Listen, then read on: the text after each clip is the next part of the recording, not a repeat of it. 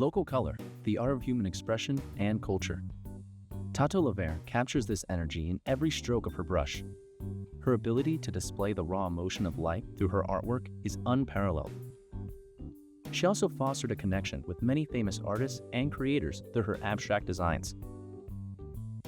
Tato uses her canvas as a voice, one which speaks to the many who make up urban society. Some admirers say her work allows them to delve into a mindset they had never imagined, even those who have never stepped foot into a city. Lever's pieces consistently ask questions. She puts emphasis on the oddities of our changing times and how important it is to resist authority. People who view her creations now can understand the complex mindset of urban appreciation and counterculture. These are the creations of Tato Lever and the village behind the brush.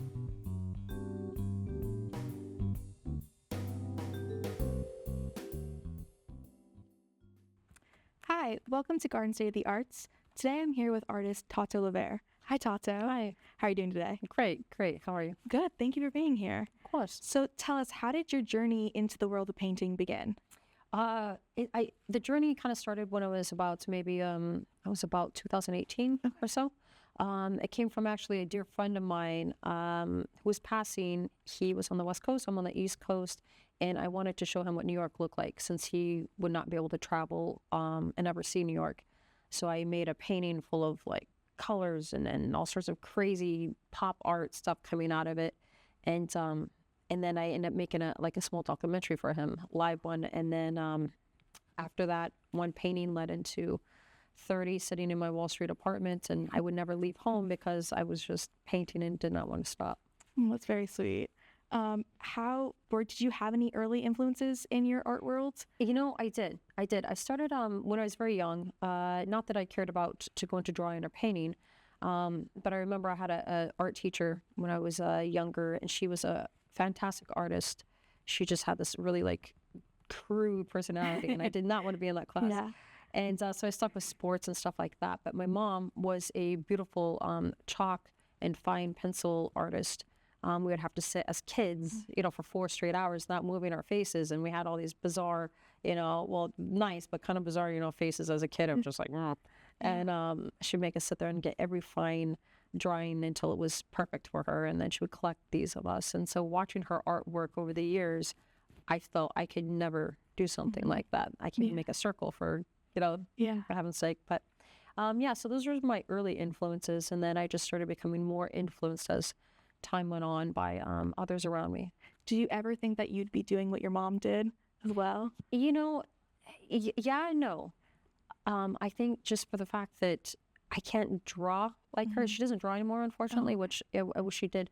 But I really influenced by moving because I came from the West Coast to the East Coast very young by myself. And I got a lot of culture, a lot of surrounding. I travel out of, to Europe, stuff like this. And so I had a lot of influence. I was able to kind of ball up and explode on canvas per se. So even though we're both artists, I made a different kind of art. And my daughter as well is a beautiful artist. But again, kind of a really twisted, dark, fine-tooth artist. Unlike myself, it's kind of that. What has been your biggest artistic challenge so far? I think creating a artist's block, just like a writer's block. It exists. I've run into it quite a few times, but I will create several paintings a week for clients. But then for some reason, there's that one painting that I cannot I will always start over. So it kind of has a thicker layer of paint and et cetera. And I'll have to come back to it, a couple days later, find myself at 3 a.m, still trying to make this painting work. Have you found a recipe to overcome this? Man. It's so hard because art is art. You kind of look at it, but it's really still somebody, if an artist is connected to their painting, it's going to frustrate them if it's not perfect to them. Even though you look at my art, not every line is perfect. I don't want it to be. But when it's even uneven a certain way, I need it to be uneven the way that I need it to be. So that's frustrating. But when you do it, it's almost like therapy. And so you want to be able to work through those emotions and create something for that client that they could really feel what you're feeling right now. If that makes sense. I think that's what makes it so personal, not only to the client you're working for, but also for the artist yourself, knowing that oh, this, I wanted it, it's not supposed to look perfect, but for you, that was the perfect way. It's a Yeah. great scapegoat anyway. Can you tell us some of the key exhibits where your work has been showcased? Yeah, so I also work with fashion. So my art gets turned into material. So in Berlin, Germany, I work with a designer there, JJ Rams, and they put it into the lining of men's suit jackets and the exterior as well, depending on the piece. And then I also work with ITO, who's a Japanese designer, and he's in Los Angeles. And then I work with one also in New York. So I could either do it raw or they'd go ahead and make silk of my canvases and merge it into clothing, which is really a cool twist because I love both. I love the canvas and I love the material. But so it will be exhibited in their shops. And then when it comes to galleries, it's throughout New York, London, New Jersey. So this is where I hold usually my shows or my galleries. Well, we actually have some footage of you working in your studio. Could you talk us through your art process? Of course. In this? Yeah, sure. So what do we see here? So this is actually a piece I just started creating because I belong to a couple of foundations. I'll do live paintings and I'll do them at events and stuff like that. And then sometimes I will have to go up live, but only have maybe an hour and a half slot to create in front of people. So there's a 20th year anniversary coming up for this foundation that I'm part of. It's called the Jesse Banks Foundation, and it's scholarships that go for kids so they could go to college. And so this is going to raise some money. It's going to be auctioned off.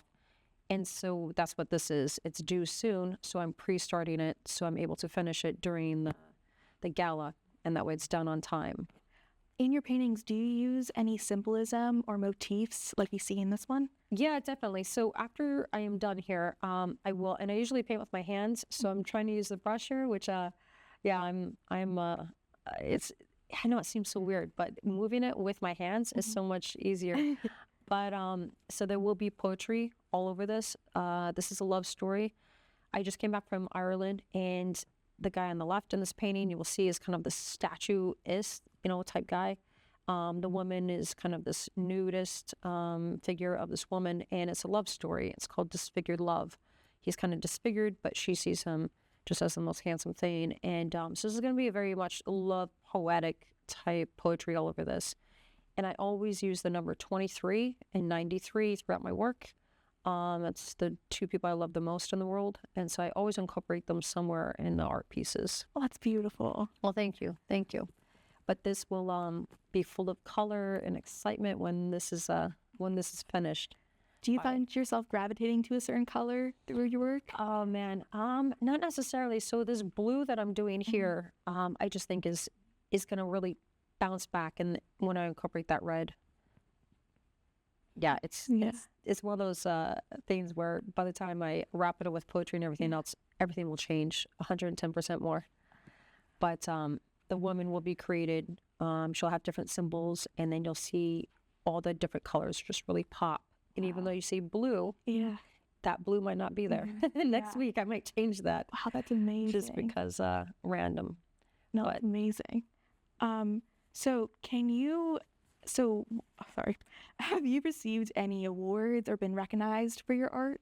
So I'm actually on another committee, another board as a art judge, and this is for the Heather Choi Foundation, and it's called Show Me Your Heart. And it's also so kids could go to school, but they're all for art. And so this is something that's really cool to be on and to be recognized as one of those teachers or judges for this art community through Hackensack Hospital.